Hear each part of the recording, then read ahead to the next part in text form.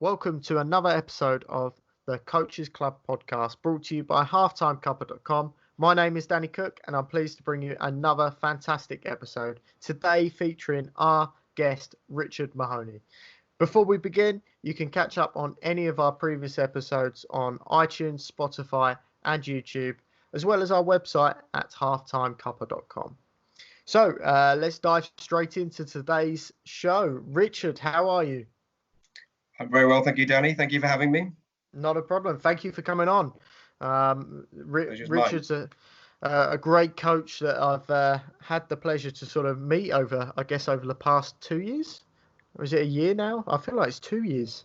I think it's been 2 years, yeah. Yeah, it feels like 2 years. Richard, I really want to find out and share your story today with anyone listening in, because I know when we spoke, you've had some golden nuggets in terms of coaching. I will take that as a compliment. No, it is. So, Richard, take us all the way back to the start in terms of your coaching journey. How did you get into coaching and why, essentially? Very, very good question. How did I get into coaching? I guess for me, it was the natural transition from my playing days. Really, I was lucky enough to play 450 games across 17 years of senior men's football, and that started out when senior men's football started in youth teams in the Oxfordshire area, which is where I grew up, and I was lucky enough to get as high as the Oxford United youth team. Oh, wow. And I then sort of didn't quite make it as a professional, but found myself sort of playing at a senior level at sort of step 8 or step 4, whichever one you want to, wherever you start counting from the football period. And I guess from a coaching perspective, I was never the best player. I was always a centre back, a stopper, as opposed to a more flashy libero, as they call them, a sweeper. But more often than not, I was the captain. And I guess from a coaching perspective, that's where my interest in learning the game and understanding the game and helping others through the game as I was playing, it just seemed like a natural transition for me when I was unable to play at the level that I was happy playing at. Coaching was the obvious choice for me. Wow, I mean, to have all that experience playing wise before you even sort of step out onto the pitch and coach, surely that must have stood you in good standing, essentially. It definitely helps, absolutely. You can teach the game at what they say on the FA talks about your footballing age, and how someone at 19 years of age, they may well have been playing football for 10 years, 12 years. So their footballing age is 10 or 12. And actually, when you think about it, that's a lot of experience, isn't it? Yeah. I'm not going to say my football age because I don't want to be too embarrassed. But I'm sure it's relatively young, Richard. I'm sure it is. You're an experienced guy, but I'm sure it's still down the lower end. but as you say, Danny, the experience does help. Especially with I find less the technical side of the game, more the mental side. Knowing when to calm your team down, knowing when to take the pressure off, those sorts of things. Really, I think that comes with good experience, really. But yeah. Would you say that those kind of skills were, I guess, highlighted in terms of your captaincy role? I'd like to think so. It was always an honour to be made captain, and as much as I'll say that it, probably because I have the loudest voice, I'd like to think that my coaches, my managers over the years did see good leadership qualities there. And they still needed to be developed. Of course, I wasn't always the leader that I wanted to be, or the ones that I looked up to in my daily life or the professional game, for example. It took a long time, but it was always an honour to be the captain. I liked wearing the armband. I liked pushing and pulling players over the pitch with my hand movements, that sort of thing. I liked punching the air and looking all really getting into it. That was the side of the game that I really enjoyed. And I guess that I mean, obviously all of this, as we say, is certainly helping you as a coach now. But in terms of that understanding of you having played in that captain's role, do you appreciate it a lot more with your teams that you coach now, the captaincy? Do you share any sort of insights with them? Absolutely, yeah. As a coach, you'll know, Danny, that your captain is the voice on the pitch, and they are crucial. And it doesn't just have to be one player. It can be. It's quite common these days to have a captain's group. I think, especially at youth level, that should definitely be encouraged, to give more opportunities to more and more players to be the leader. I think that's a really crucial part of their development. And I think the best comment or description of leadership I've ever known is that it's virtually impossible to describe, but you know it when you see it. And I can always tell within. I'd like to think I can always tell within 30 seconds to a minute of observing a group of players that you can think, yes, I'm pretty sure it's you. You're the leader, or you and you, if that makes sense. Yeah. I want to move it on. I want to talk now about. I know the playing side will definitely sort of reappear again, but I want to talk about your first experience then as a coach. What was that? What was that like, I guess? And who was it with? I actually went straight into senior men's level. So I started coaching the men's team I more or less finished playing for. And we had just had a really successful season. We got promoted from Division 2 of the SAL League to Division 1. And the coach / manager at the time thought that would be a good time for him to step down, and it was right off into the sunset and say, Richard, over to you. see if you can keep them in Division 1 next season. Good luck. Yeah, it was a bit like that. And I like I said before, it was I always thought it would be something that would be very natural. Being the manager very quickly and easily, but no, it's completely different. You know it when you do it for the first time. Suddenly you are focusing on 11 players' performances. Actually, if you think about it, 22 if you consider the opposition as well, as opposed to just what you're doing and the players around you. It's massively different. And although I'd had a decent amount of experience of speaking publicly before with my in my jobs and my career, I still found that very different. I still thought, am I saying the right thing here? How can I engage my players better? You have all these self-doubts, but the first season was a fantastic experience in terms of learning how to manage, how to organize a team, and every little thing that you need to think about, all the little details. It was a baptism of fire, if you like. I can't describe it in any other way. Was you did you have any coaches supporting you at the time as well? No, just me by myself. Wow, that is a baptism of fire. That it is. I was lucky to have some senior players in the team that were sort of a similar age to me, that were also very experienced and really helpful. I had a captain. I had one of those. I had three captains, and that was a big help on the pitch. But yeah, no assistant coach, not at that level, unfortunately. And in terms of your approach, I mean, obviously that was your first sort of experience of coaching, but Mm. was the approach more a case of more of the same, boys, or was it you wanted to put your own spin on things?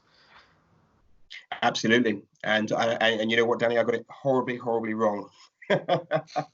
I was asking a 33-year-old centre back that had never played out from the back in his life. I don't think he'd ever even watched Man City play, to play out from the back.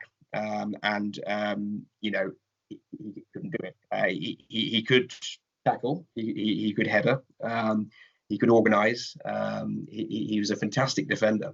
But to constantly be asking him to play out from the back, and thinking that things would change, was a mistake on my behalf, and it cost us goals. It maybe even cost us a little bit of his engagement. Really, I know he wasn't enjoying it as much.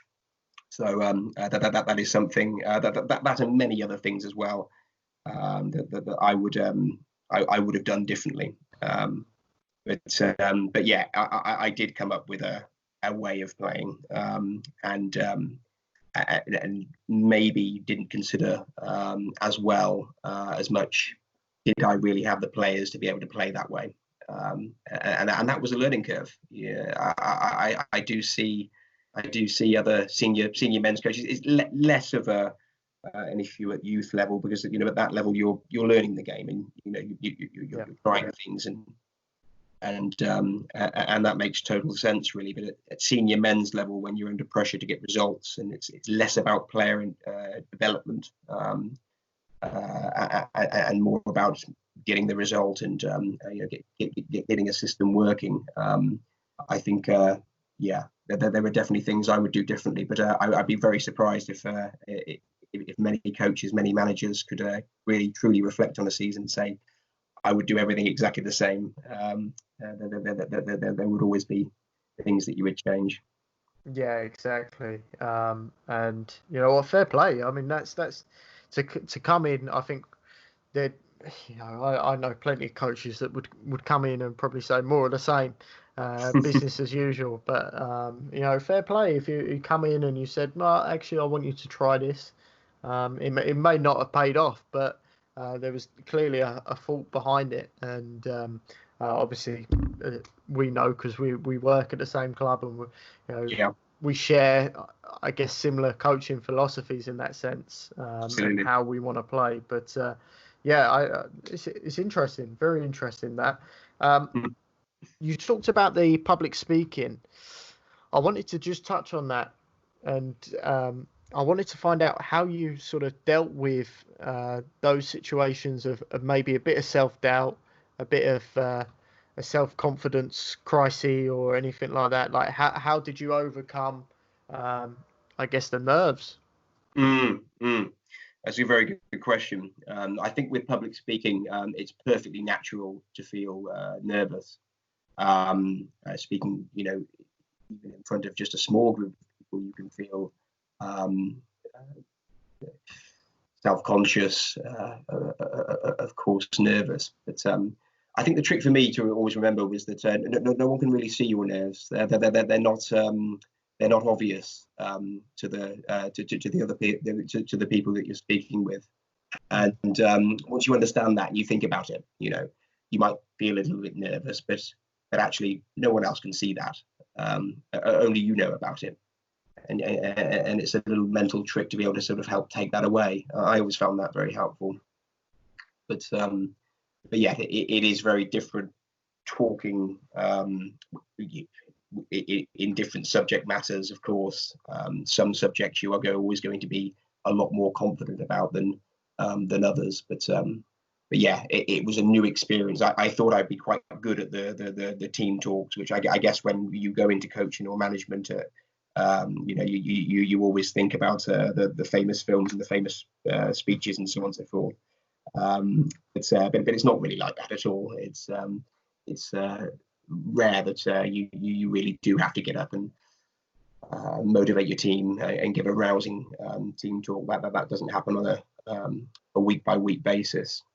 No, certainly don't. No Oscar winning speeches. No, absolutely. yeah, as romantic as it sounds. Yeah, yeah. I mean, I guess as well with those, that misconception of the long team talks where as you say, Oscar-winning speeches. Yeah, One may be effective, but if you did it week in, week out throughout the season, surely it's just going to lose effect. Yeah. Absolutely. Okay. So how did that season pan out for you, and where did you go from there? We avoided relegation, which was the target. Really, the step up from Division 2 to Division 1 is huge.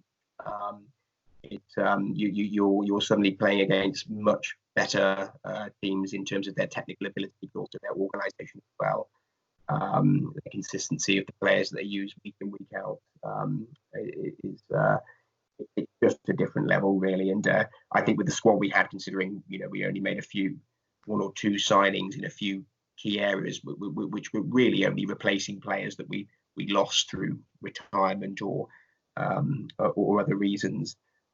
We didn't really improve the squad. So to finish second of Division 2 and then I think it was third bottom in the end of Division 1 the following season, that felt about right. It felt about where we were at the time.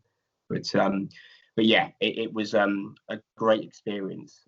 The next challenge for me, I thought, was while I was doing my coaching badges, was I was getting a lot of experience at senior men's level with the management side of football, but much less with the actual coaching side, actually being out on the training pitch, designing sessions, really thinking about how you want your team to play and how that translates on into what you do at the game at the weekend, which is, as you all know, Danny, pretty much that's what your level 2 project is all based upon, really. So someone recommended me to take on a youth team, which I'd always been really interested in doing. I think when you've had a certain level of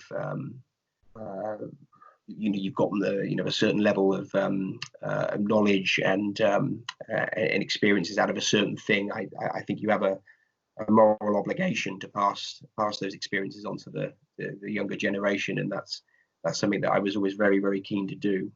And I was lucky enough to be recommended to a very good youth team, and that was the next challenge for me, really. My first experience coaching youth players, which as we've touched upon a little bit earlier, is very different. And just we'll come on to, I guess, a little bit later on, the differences between the men's team and dealing with youth players. But going into a youth club, how was you feeling internally? Was you feeling quite confident that you'd had that experience at a high level, and you feel like you can go and deliver a really good session or really good sessions, or did you feel a little bit nervous because you didn't quite know what they would want? I think both, Danny.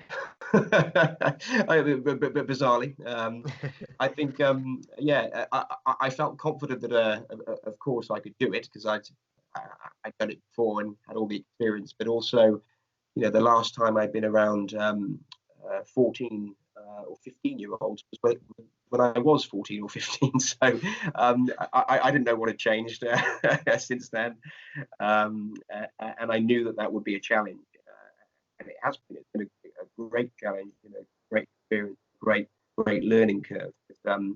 It's wonderful.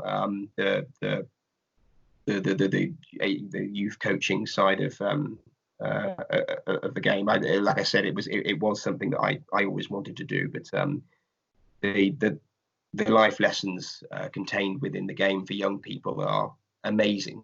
There are so many of them, so many transferable skills that they can learn. Things like working effectively in a team together, the communication skills that come with that.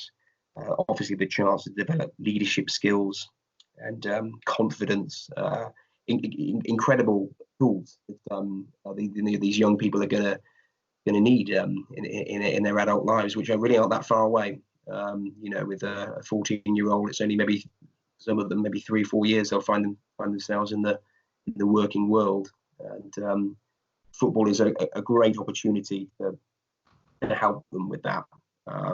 And I've always been very interested to help young people with their development. It certainly goes quick. It's blink of an eye, and all of a sudden they're men or they're women. It goes way too quick. I was speaking with one of the boys that I coached, and obviously I understand his age, but I couldn't get my head around that he's doing driving lessons. It's like, what? So yeah, it's crazy. It's crazy to think. But yeah, I mean, transferable skills, checking the shoulders, going to be good for the old checking the mirrors, I think. So I told him. Absolutely, many transferable skills. I think letting the ball roll across your body would translate.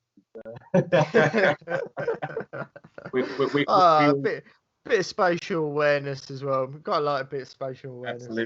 Absolutely.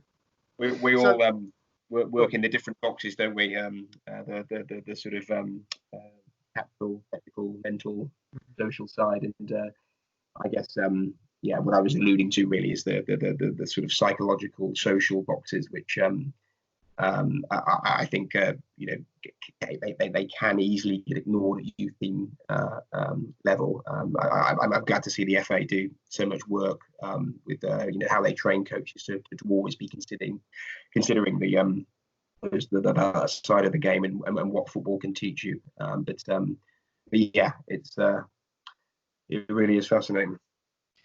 This is going to be a difficult question, but do you have a preferred corner that you enjoy coaching the most, or you enjoy getting out of your teams the most, whether it be social, technical?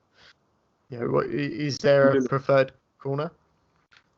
I think there's certainly one that gives me more satisfaction. I mentioned earlier that I was never the most skillful player. So maybe if I'm working in the technical, I probably wouldn't be the best coach to teach. Step over will probably be you know the names of them all. However, I probably would be a good coach that would give the player the confidence to be able to try the step over in the first place. So we know, Danny, that we will have played with players and coach players that are amazingly skillful in training and look amazing in training, and then come Saturday or then come Sunday, and nothing. And why is that? Simple word: confidence. And that's what football can teach you. A good coach can come in and help a player be more confident, create that safe environment, let them know that it's okay to try and fail. The most important thing is trying in the first place. And I think, to answer your question, that's element of coaching gives me the most satisfaction. Not that I don't enjoy teaching a good defensive shape and to push up on a high line and everything I used to do as a centre back, or how to header and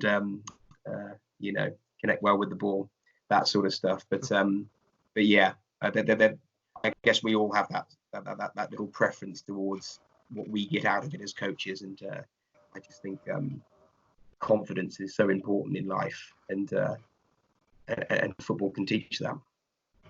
Yeah, I'm definitely with you on that one. Definitely with you. I think I reflected on myself. I think I currently I feel like these things can change, but I feel like I do ear towards the social corner a bit more.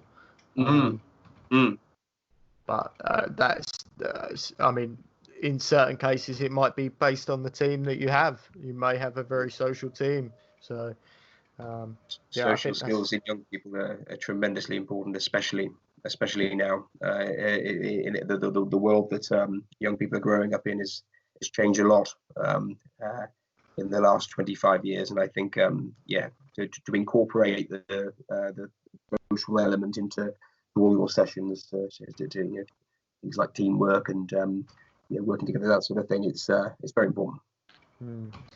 In terms of the club, am I right in thinking this is at Kinja? Yes, yes. Kinja now. Yes, Brilliant. This Brilliant. last season, that's where I was. Yeah, at Kinja. Yeah. Fantastic. Yeah. So, how did you find other coaches at the club? Did you have much support? Did you get the opportunity to speak to others around you? I mean, obviously I was about, but I was probably busy and doing other things. You were the different training camp that we have. I was at training camp 1. You were at training camp 2. Yeah. Totally different venue, unfortunately. It's absolutely. It sounds amazing, doesn't it? The coaches at Kindred are great. They are they're fantastic. All very, very interesting and very interested people. Very supportive. Always, of course, if someone was going to be late to a session, we all help each other out, that sort of thing. But also, the learning. I was lucky to work with a really good assistant coach this year with my Kinja team, and he was great. I mean, he's 19 years old. Sorry, a little bit older, 21 years old, doing his or was doing his level 2 as well, and he was lucky enough to finish that this season. But I learned so much from him in terms of just how he was with the players and the sessions he put on. He was great to work with, so that it was a great experience. Was that the first time you had an assistant to work with and bounce ideas off of? Second time. Yeah, second time. But yeah, this one was definitely a very, very enjoyable experience. It's always important that if you're going to pair 2 coaches together, that they have similar overall, that the game in terms of their footballing philosophies, but also can bring different things to the coaching. And I think with me and the assistant this season, that was definitely the case. Good. So talk to us briefly about your time there at the club. Like, how was it working with the team you worked with, and what did success look like for you and your team? The team I took over was the under 14 girls, and they'd had a bit of a difficult time the previous year, through no fault of their own. For one reason or another, some coaches came in and they had to leave through work commitments or whatever reason, the natural things that happen in life. So they hadn't really had that consistency for a year or so, with the same coaches being at the sessions every week. So I think for the assistant coach and I, when we first took over, it's let's have a look at the players. Let's see what they can do. Let's see what they do well. Let's see what they do not so well. Let's see how they interact with each other. Let's see what we can do. And it was still 9-a-side in that age group, or that division, that age group. So we weren't working with 11-a-side. So the training had to be altered a little bit in terms of the session positioning and so on and so forth. So that was a bit of a quick bit of work to do. But it was fantastic. We came up with a plan of action for each player, and that could be for one player to try them out in different positions. It could be for one player to show leadership skills by maybe being the captain one day, one game, and lots of little things like that. Lots of little objectives for each player. and then slowly tried to implement that out through the sessions that we then ran, and the games that we played. And I think in terms of what does success look like at youth development stage, of course, I don't believe there should be a massive emphasis on winning. It should always be about development and getting better and trying your hardest, that sort of thing. And winning or success on the pitch or perceived success is more or less a byproduct of that. And so we try to take away any pressure to go out there and make sure you get a result, sort of thing. That was certainly not the approach that the club has, the Kinja has as a philosophy, but also us as coaches. But actually, we did win about five of our first 8 or 9 games, so I was quite happy with that. Created a bit of a buzz about the team, so which was great, because I think they'd only managed 1 win the previous year. So oh, wow. So they must have been buzzing. Absolutely. And then unfortunately COVID happened, which stopped the progression. But we'll pick it up we'll pick it up again as soon as we can, as soon as we know what's going to happen. But yeah, and set new targets, set new goals, all individually and as a team as well. Oh, that's brilliant. It's a shame, obviously, like you've alluded to there, with COVID kind of putting on the brakes of this season. But no, it sounds like you've done a great job with that team. And certainly when I've spoke to some of the girls, they seem to be really enjoying it there as well. So right. There's certainly a team spirit. So I don't know what you guys have done in terms of getting them even more sort of energized, but yeah, you've clearly done some great stuff. Thank you, Danny. Appreciate that. And no problem at all. So to move it on a little bit, what's next in terms of your coaching? Obviously, you're still coaching at Kinja, but there's another stepping stone along the way. There's also obviously we work together as well at ASL, the American School in London.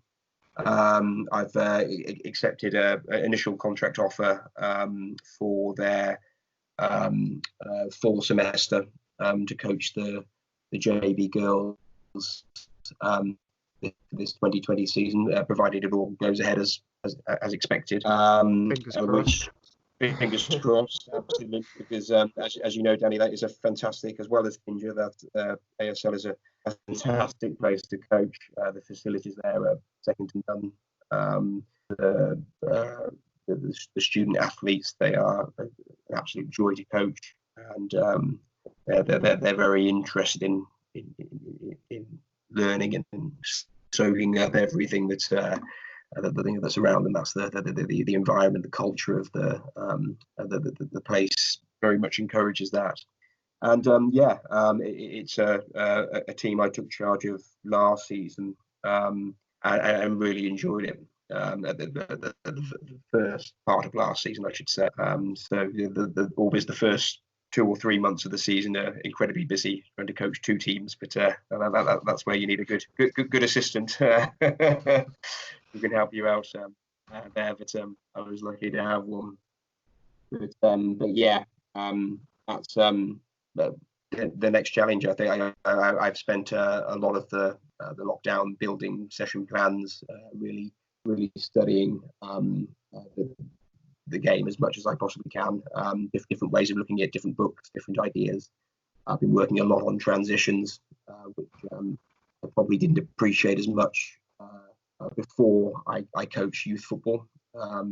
Because I'd only really worked mostly in possession, out of possession, really, but transitions, obviously in youth football, in theory anyway, happen more regularly. So I've been working a lot on transitions from attack to defence and defence to attack, and building sessions that work on that, and just preparing as best I can, really, to have another great season. I really enjoyed last year. I didn't want it to end.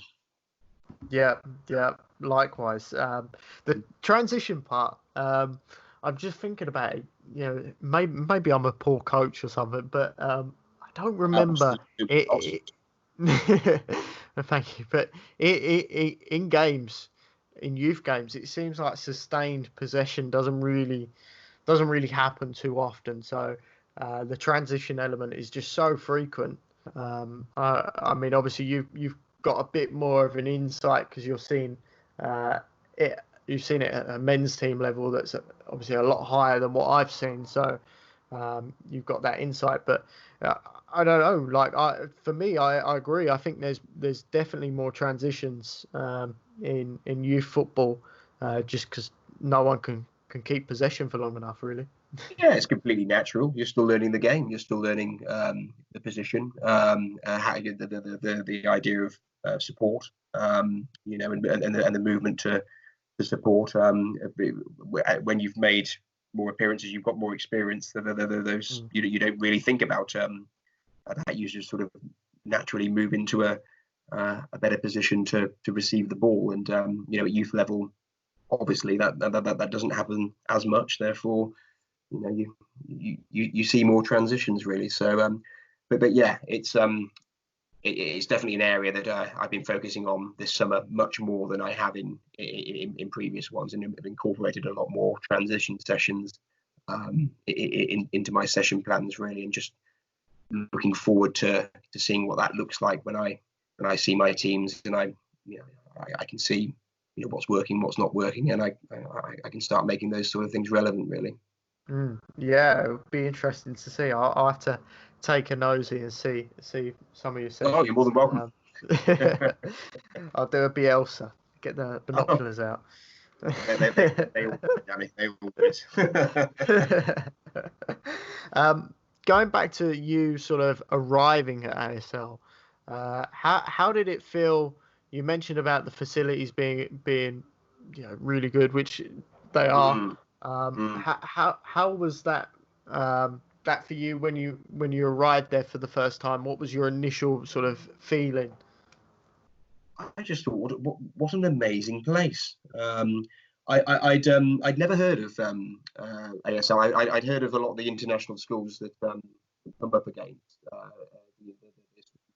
the community, but ASL, I'd never come across them before as an organisation. I read their Ofsted report, and I was just bowled over.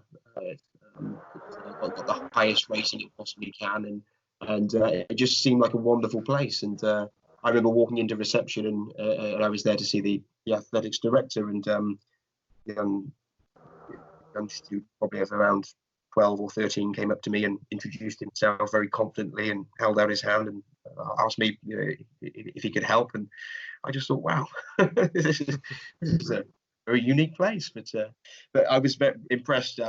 It was one of those roles that I thought, oh, I'm not too sure if I'm going to have the time to do this, if I'm doing kindred well, and what other stuff in my life that I do. But I thought, you know, within maybe 5 minutes, 10 minutes of meeting the athletics director and being shown around the place, I just thought this is a place that I want to be involved with, and I can't wait to see the players. I can't wait to get started. So yeah, the impression was bowled over, shall we say? Day one. I mean, there's certainly an energy and a buzz about the place. Oh yeah, and it is the culture in a good way, infectious. But yeah, no, it's good.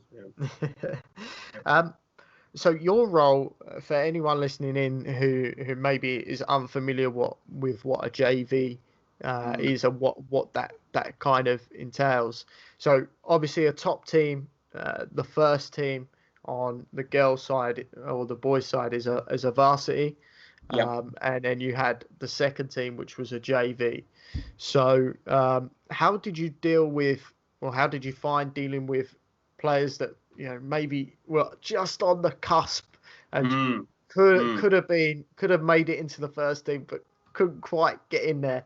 How did you find that challenge of balancing that up whilst also having other players that, you know, obviously you needed to work on development wise, or, you know, they were a lot more socially orientated?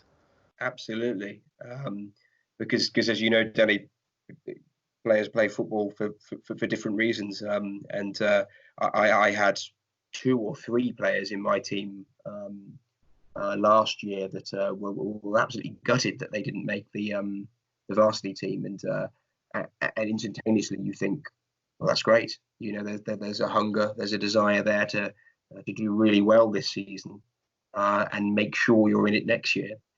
So you give them different challenges. For the older players, the older girls there that didn't quite make the varsity team, the challenge was very much be a leader. Can you lead this team to be successful? And for the younger players, it was very much more about development. What is missing from your game that just makes it a little bit tougher to do? What makes you just slightly behind the player in your position in the varsity team?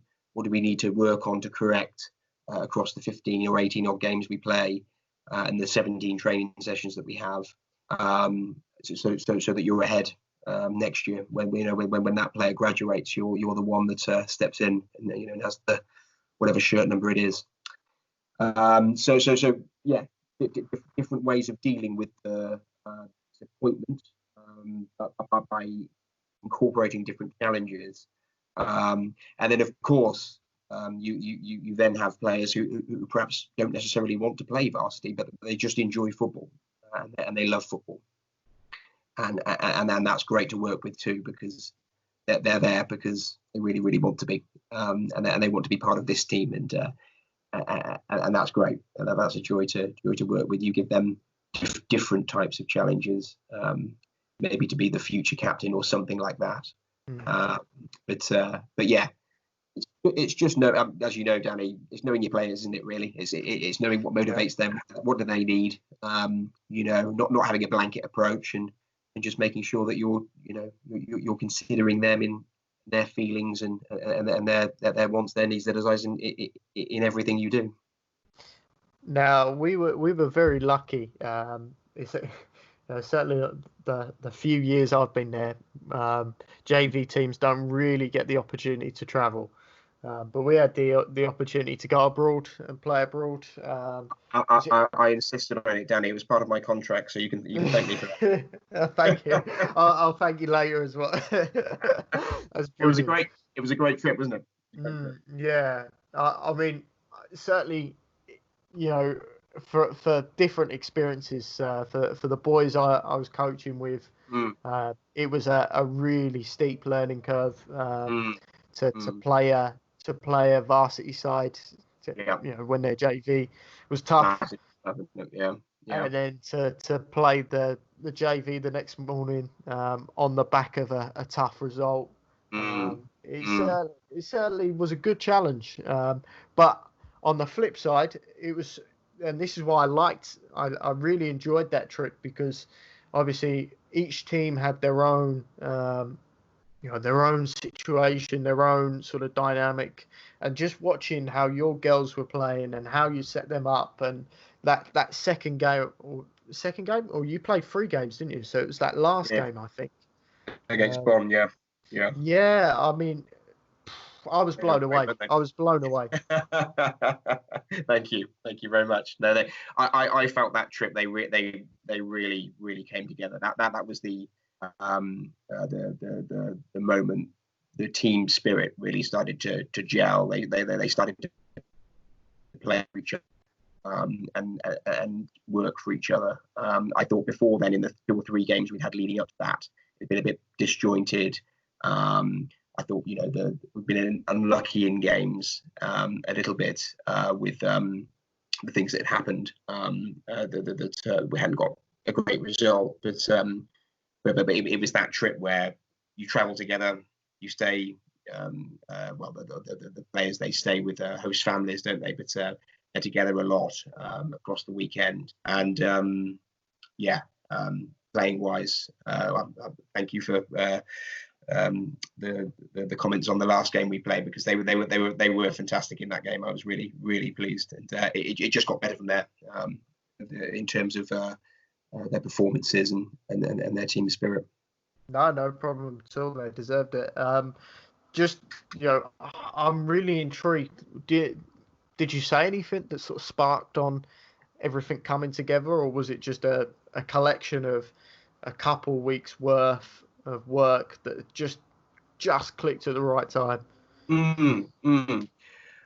Probably a mixture of both, really. My biggest thing, or the biggest thing that I noticed, was that and maybe it's different with boys, Danny. Maybe you could tell me. It feels like they seem a lot more conscious of their performance and individually, and they really don't want to let each other down. I really was sensing that, and in terms of what I said to them, or the constant message initially, start of the season, I wanted to take that away. I just wanted to make them realise that you're not responsible for the performance. All you can do is focus on doing the best you can, concentrating on the things that you control. You control, and I think the message eventually got through. Really, I saw less.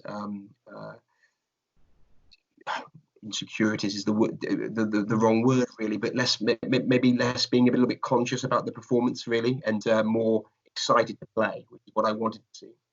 And I think the message was, don't worry, we will perform, we will find a way,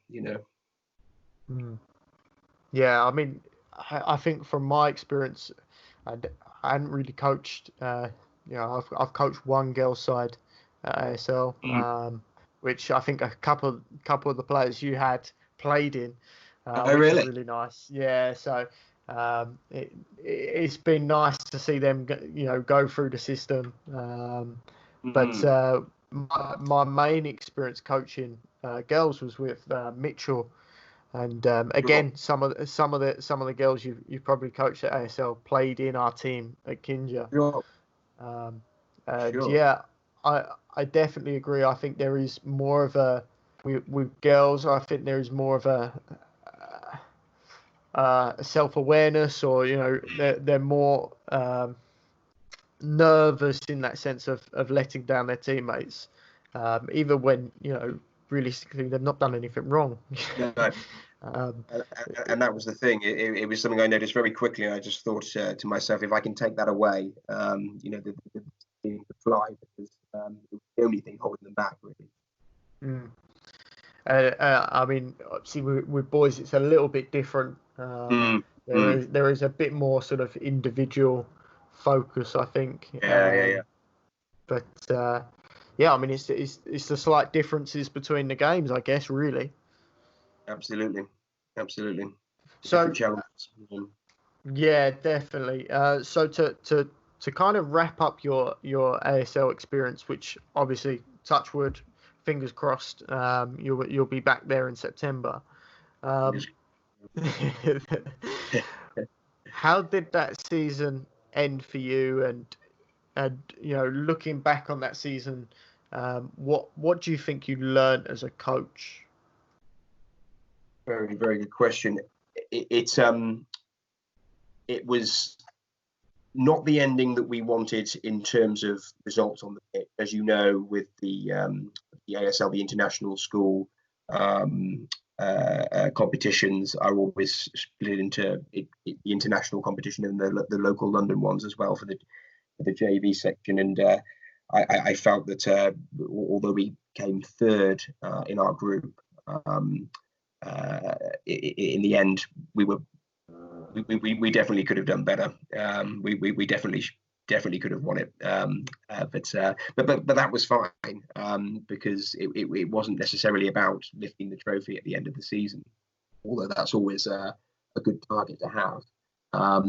My challenge, or what the athletics director told me was, look, I just want to see the girls enjoy their football. I want them to have fun. I want them to be excited about practice. I want them to be hear them talking about the games and stuff. And at the end of the season, that's exactly what he said to me. That you were able to do that. They really enjoyed their football. I could hear them talking about the goals that they'd scored and so on and so forth. And just created a good team, a good environment. And So I was very, very satisfied with that. In terms of my learning experience, it was huge. I never coached a girls team before, and we touched on a little bit of the differences between coaching boys and girls, but actually that's just one. There are also many others that you need to be aware of, and they're going through all sorts of that at that age, yeah. So lots of things that I learned. Yeah, it was a great experience. Yeah, definitely is. And yeah, I'm sure they're excited to have you back, hopefully in September. So the party goes on. Absolutely. We'll win it this time. Staking your claim already. Absolutely. Yeah. There's no third finish in 2020. Okay, so I've got a couple of questions now, more related, obviously, to your coaching story, and then I guess related just to coaching in general, which I hope you don't mind, sort of me questioning you. Yeah. So in terms of, I guess, the best place, because you mentioned it already, lockdown with what you've been up to in terms of lockdown coaching wise. You mentioned transition and your session planning. Can you expand on that? And have you been doing anything else alongside the session planning? Absolutely. I think self-study between the coaching badges is something that I would encourage all coaches to do. There are so many different areas that you can work on. The technical stuff, which sort of alluded to with transitions and building session plans and whatnot, is a great thing to spend the lockdown or spend free time doing, to aid your development as a coach, really get you thinking about how to put on these sessions and make them as effective as possible. But for me, I've sort of identified 7 or 8 categories of subjects that I would like to study, that is all sort of linked into the coaching. So from sports psychology to nutrition to physiology, to medicine, sports injuries, learn more about that. Lots of different subjects, and I've sort of made a big book list as well, whether that's audio books or books to order on Amazon. Been focusing a lot on sports psychology over the summer, and nutrition. I haven't touched on as many of the other subjects yet, but I will get round to them. But the more you can understand about the mind, the body, the more helpful you can be dealing with athletes, dealing with young athletes, and be able to help your players. Definitely. One of the things, again, probably something a little bit lighter for anyone listening who wants to consume some kind of coaching related content, whilst it being a bit entertainment-y as well. The Last Dance on Netflix. Fantastic! Have you seen that, Richard? Yeah, so good. So I could not wait for every. So good. I found myself looking forward to it on Sunday afternoons. But he's a fascinating coach, Bill Jackson. I've read his book. I think it's called 11 Rings, because he's won 11 NBA championships across his playing and coaching career. He's sort of like the Alex Ferguson of NBA basketball. Yeah, he's very interesting. Very into spirituality and mindfulness, and so ahead of the his time when he was coaching the Bulls and subsequently the LA Lakers. But it's a fantastic documentary, isn't it? Yeah, it is. And actually, that's one of the books that's kind of on my list to order. Oh, I really recommend it. Yeah, very. Have you read any others by him or about him at all, or is it just that one? Just his autobiography. But there are many about that era, because he is one of the the lucky coaches. If you think about, I'm not too sure. You might know this. Are there any coaches that have coached both Messi and Ronaldo? Just trying to think of any obvious ones. Can't think of any. Maybe a phone in for your listeners.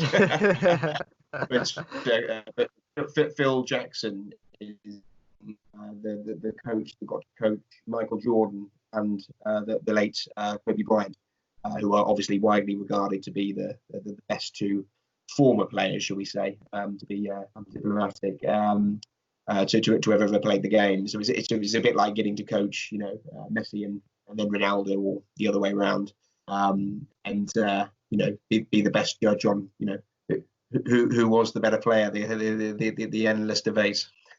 Yeah. Oh wow. Yeah. I mean, that must have been a question I'm sure he got posed quite a few times, but it must have been difficult to answer. Chapter to it in his book, so I won't blow it for you. I'll let you read it. Okay, excellent. Right, that's what I'm going to look forward to reading. Taking it back to something you said a little bit earlier about obviously the public speaking. I want to kind of find out from you what you believe, probably as a player from your playing days, and obviously now as a coach, what you believe makes a good team talk. Ooh, good question. I think the first thing that springs to mind is passion. And by passion I don't mean sort of punching the air and shouting and snarling. That is one way of showing passion, but there are many others. I think being really engaged with what you're saying, and really in the moment, for me, always makes a good team talk, whether that's at halftime or a pep talk before the game, or even an after game debrief. Really, just being very in the moment, very passionate, very engaged with what you're saying. It's infectious. I think you can talk about any subject, as a subject that you know nothing about and have never had any interest in before, but when you hear someone talk in that way about it, it suddenly becomes more interesting. So I think, to answer your question, that would be crucial. I wouldn't be too interested in technical detail. The players, they're not going to remember too much of what you say before they walk on the pitch. They're already going through so much stress and so much in their mind, and they're thinking about their performance and everything that goes with that. It's pointless going into too much technical detail about anything really. I mean that's for the training sessions, for the practices really. But I think just whatever it is you're saying, say it with passion and really mean it. I like that. That's very good. So in terms of your men's team days, this is probably more applicable, but how did you handle those pressurized situations? Was there any kind of advice or tips that you'd give someone as a coach who may also experience those pressurized situations? Sure. I think at men's team level, much less so at youth team level, and other coaches might have different experiences. But, in my experience, at men's team level, you've got a team there of talkers. They come into the dressing room and they are loud. They're very big and they're very loud and they want to talk. And if something's just happened before half time, you conceded a goal or the referee's made a bad decision or whatever it is, and you go in, you know that tensions are running high, and it's better just to let them have it out. Really, just let them. You've got 15 minutes. You don't need to use all of those 15 minutes really to make your in possession point, your out of possession point, and perhaps a little bit of motivation. You probably only really need one of those 15 minutes. So let them have it out with each other. Let them talk. Only jump in if you really need to, if it's getting out of hand. And eventually you'll be surprised. The room goes quiet, and you'll stand in the middle, and they're all sort of looking at you. And I've done that so many times. I thought, right, got their attention. I didn't have to shout for it. I didn't have to, bash my hand on the door, ring a bell, or blow a whistle or anything like that, that will just annoy their train of thought psychologically. You just let it happen naturally. And I was given that advice myself, and I felt that it works extremely well. And just to wait for the attention to naturally direct towards you, because ultimately people, especially in that situation, they are looking for instructions. They are looking for someone to come in and say, well, if you just did this, this, and this, things might be different. But not that you can always come up with those three things, those magical things. If you could, you would have the recipe for football, and no one has that. Yeah. Flip side now. We're talking back to youth football. How do you find dealing with parents, and how would you go about handling parents? It's always challenged, because it's normally about a third, isn't it? Really, what 1/3 of them really understand what you're trying to do, and understand that actually they're just there to support and to encourage, and certainly not get involved with any of the stuff that the FA's Respect campaign talks about. You got about a third the other end that just want to be the coach. They think they're helping when they're giving very, very odd and bizarre instructions out to your players, and then probably a third in the middle, really, who sometimes do it and sometimes don't, really. So it's definitely a challenge. We talked about it at coaching meeting recently. It's best to have that parents meeting right at the start of the season and just outline exactly what they can expect you, what you expect of them. This is how to behave. If you don't agree with it, come and talk to me. Come and have a quiet word. But the club backed me on this this philosophy, this way of coaching, and let's have a good season. Just let's get behind the girls or the boys, and really support them. And I think I did find that obviously at senior men's level that doesn't happen, because at that level the parents have given up on their child's ever becoming professional. I like that. They've just given up. Brilliant. You have a different challenge of dealing with the people that come and watch the game. But no, with parents, I think maybe I'm being a little bit unfair. Yeah. I think it's actually a smaller minority. Yeah, I mean they're there for a good reason, aren't they? So as long as they're positive, and you can win them over, and as you say, with that team meeting at the start and trying to get them on board, you're setting yourself up for a winner, really. So, and don't forget to have another team meeting maybe mid-season, because sometimes there'll be players that join, parents that join that won't have initially heard what you've said. I always follow up, I have done in the past, with an email to all the parents, just outlining exactly either what I'm going to say or what I have said. So it's there in writing, and again that can be forwarded on to parents that join the club. It's definitely something to be on top of, really, because it can very much affect the experience that the players have. The experience that the players have, and let's face it, it's for them. It's not for us. But you're bang on there. Thinking sort of holistically now about your whole sort of coaching journey, what would you say has been your biggest obstacle in terms of coaching? What's whether it's the parents, whether it's there's a certain part of your game that you want to develop a little bit more. Maybe you want to, as you mentioned earlier, maybe you want a bit more understanding in the technical and tactical side of things. What would you say has probably been your biggest obstacle? Oh, that's a good question. There are many things that I found challenging. I think so when you do the courses, and I think it's pretty much a standard that pretty much every coach that comes in and works at youth level will have at least their level 1. which is a really, really good grounding in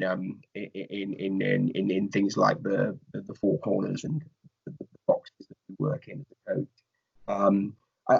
I think, like we alluded to earlier, you always find one of those boxes a little bit more challenging to incorporate into your sessions than others. The technical stuff is probably less so what you're doing. It's probably more how you then teach the young striker to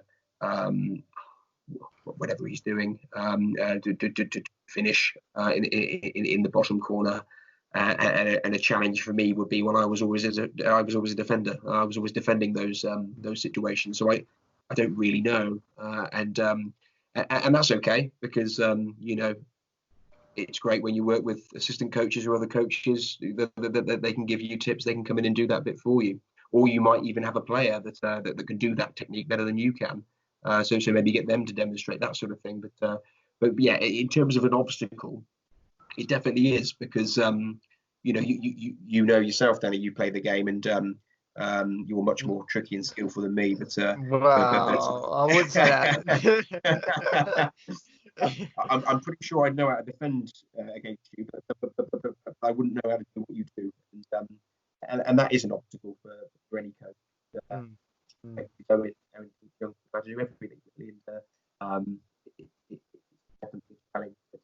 But use other coaches, use players that can do that particular skill or technique. In your demonstrations, use your assistant coaches, that sort of thing. But that's definitely an obstacle I found. Yeah, I would definitely agree with you. There's one actually that's come up a little bit, I guess, over the last 2 weeks. They're doing a couple of those sort of one-to-one sessions where you're working with a kid who, one of the kids I was working with, he's really young, and he wants to learn skills. And I'm thinking, oh my word, I'm not a skillful player. Like, this is why it made me laugh, because Richard, like, back in my playing days, like, literally, I was a traditional winger. So you pass me the ball and I'm crossing it within 2 touches. You won't get fancy skills or anything from me, because that's just not my game. So it's definitely tough. But what I would say with that, and especially if anyone listening in is working on skills, which is an exciting part of the game, you can't deny that. But it's something that you can find, with new technology. You can find YouTube, and I mean that's a lifesaver for those kind of things, because people can actually do those skills that I can't do. Yeah, absolutely. So I guess this one's going to be quite an obvious question, but I'm intrigued to find out if you got any obscure answers. But what would you say are the main differences between coaching in a men's, in an adults environment, to coaching in a youth environment? Sure. Well, the main difference would be the emphasis on results. So it's men's senior level. It's very much a results based game. Not to say that you can't enjoy it and develop as a team if you lose or you draw. It's not just about winning, but overall, there's very much a focus on are you getting the results? Are you achieving, what you should be achieving, or was expected to be achieved? But in youth football, of course, we go the other way, unless you're working with sort of over 16 really, where it kicks in. It's much more focused on development, much more focused on learning all the things that can be learned from the game across the four corners model, and it's a much nicer environment, I'd say, for young coaches coming in to really learn how to coach and not have pressure of getting the result on Saturday. That for me it has been very nice these last couple of seasons, is to good to come in and think, yeah, I can work on different things, and for me as a coach, and it not be devastating if we lose on a Saturday. It is very different, but yeah, that's the first thing that springs to mind when you ask the question. Yep, no, that's brilliant. Looking back, did you have any sort of coaching role models when you first sort of took over? In person or in the game? Probably in the game. You could, obviously in person as well. I mean, that's we won't overlook that, but probably more so in the game. Was there anyone you looked up to? In the professional game, Arsene Wenger for me. The 22 years in the Arsenal job. I'm very much looking forward to his autobiography that's being released in October this year. I shall not be going to work that day. But he had it's interesting, isn't it? I mean, we all have our favourite managers and coaches. You can see that come through in how you manage and how you coach. If, for example, you admired a Dutch coach, you are likely to be a little bit more philosophical about the game. If for example, you admired an Italian coach and learned from the Italian coach, probably a little bit more tactical, very technical. In France, coaches are more like teachers, which I think make them very, very good with developing young players and whatever level that they're working at. I think that's where I lean more towards in what I see that I admire, and I do like coaches that place that emphasis on youth development and creating world-class players as opposed to buying them. But yeah, we all have a preference. But yeah, that would be good when that comes out. Then we'll have to keep an eye out for that one. Yeah, great one. Do you know what it's called? Or I assume it's probably Wenger, the biography or something like that, isn't it? Called My Life in Red and White, and the reason it's called My Life in Red and White is because he only ever managed clubs that played in red and white. I was surprised when I heard him that. Oh, what a nice coincidence that is. I can't see Monaco, Grand Passat and Arsenal, 4 teams all playing red and white. There you go. Turning it back on you as a coach, what would you say is your strengths as a coach? If you had to sort of narrow it down to a couple of things, or maybe one thing in particular that you think that you're really strong at and your players benefit from, what would it be and why? Very good question. I think I'm quite good, and hopefully people would agree with me that I'm quite good at creating a team spirit and creating cohesiveness within the team. I know that I've played so many seasons, and it's always been so clear to me that it's not always the best team that win the league in terms of the individual players that make up that team. But you very rarely see teams win the league that don't play together as a team. They don't seem to have that team spirit. If you look at Liverpool this season, a fantastic example of just looking at how Jurgen Klopp manages his players, the way he is with them, the way they interact with each other. It's a very, very unique culture,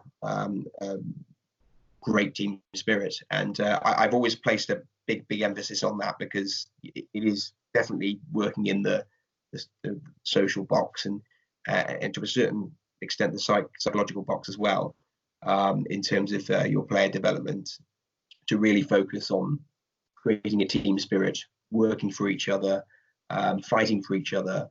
I think it's a great thing to feel part of a team, and that's what I like to try and create and do my best to create with the teams that I'm working with. Yeah, it's definitely something I think I'm definitely quite good at. Yeah, I'd definitely vouch for you there. I'm sure you'd be pleased to know. Yeah, I'd definitely vouch for you. In terms of the spirit, as I said, with the girls I saw at ASL, and obviously the girls you got at Kindra as well. So, I mean, two great examples of that in practice. So yeah, no, that's brilliant. Appreciate it. Now, turning it on to just a general coach, what would you say are the main qualities that a really good coach needs, whether that be at youth level or men's team level? What does that coach need to have? I think first and foremost, you are in front of a group of players, whether it's 6 under-9 boys, new team just started out, or 35 full international professionals at a Premier League club. You're still expected, whatever coaching role you have, is to engage a group of people. And to do that, you need leadership qualities.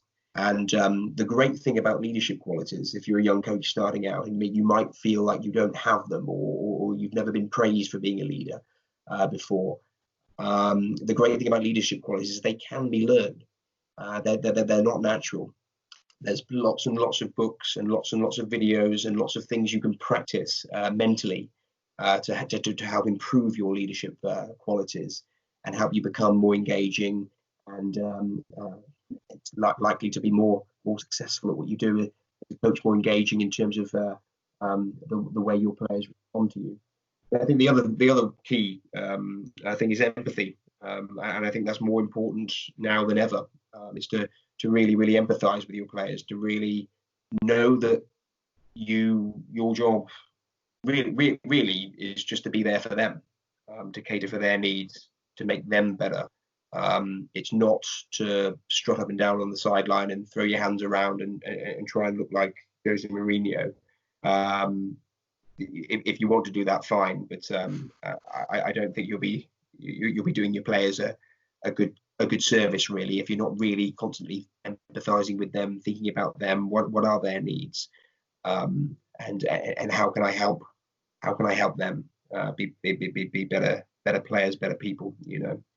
And so, yeah, to answer your question, Danny, I would say leadership and empathy. They are two qualities that I'd always look for in a young coach. If I was ever in a position where I was looking one for a role, if that makes sense. Yep, no, two great qualities, definitely. Looking at sort of tips and advice now for new coaches or for younger coaches who are just starting out in their coaching journeys. Have you got any that sort of spring to mind? In terms of tips? Yeah, tips or advice. Read. That is it. Read as much as you possibly can. There's so much knowledge in books. So much you can learn from people that have done the job before.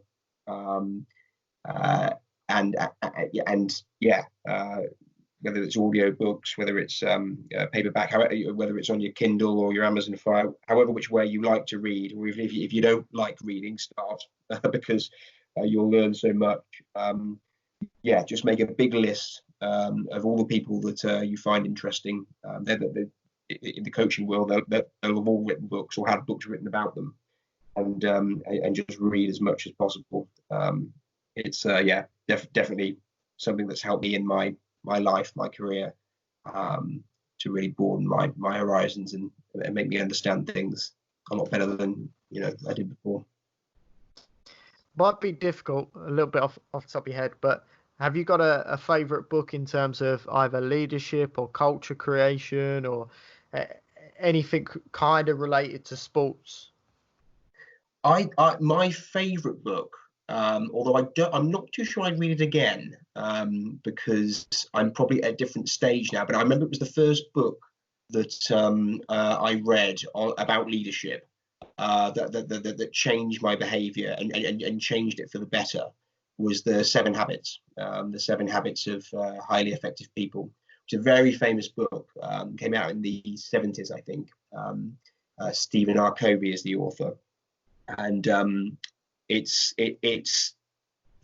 just very, very interesting. I think all the 7 habits, all 7 of them, are all just so relevant to daily life, and whether that's how you interact with other people, whether it's the goals you set for yourself. There's just so much useful advice in that book. It's a little bit dated in the examples it gives, and so on and so forth. So you have to stick with it, really. But still, very, very relevant today. So yeah, to answer your question, that's the first one that springs to mind. But there are many. I'll send you a big list, and maybe you can put them on the website. Yeah, that'd be brilliant. Yeah, I know. I mean, to be honest, this is why I'm 100% with you in terms of reading. Like, reading was something I hadn't really done since I left university, or kind of stopped, because there wasn't really a need other than obviously you knew, other than you had to for uni. But I mean, obviously you still generally read like newspapers and stuff like that. But I mean, like a physical book, and actually Akai got me back into reading, and I've read some really good ones, actually. The one I'm reading at the moment is one by Simon Sinek, Leaders Eat Last. Yep, I know it. Yeah, I'm about halfway through that one. I'm really enjoying that one, actually. I think that one is probably my favourite one so far. I don't know if you've read any of his ones at all. I have, yeah. No, he is very interesting. He's got a lot of interesting videos on YouTube as well. Yeah, he certainly does. He obviously did that. Well, I mean, he's done that famous talk about millennials and all that kind of thing. So yeah, he's a very, very famous guy, isn't he? Absolutely, yeah, very insightful. So I guess final question, Richard. Thank you for giving up so much of your time. My pleasure. But I want to. It's difficult in a COVID world at the moment, but if you're trying to look into the future, 5 years, 10 years down the line, where do you think you'll be coaching wise? Can you see yourself going back into the men's game, or do you think you'll be happy staying at youth? I think I never try to plan too far ahead, really. Football, as you know, is a very, very funny industry. There's no how it differs from other industries or other jobs that you might have is there's no recruitment industry in football.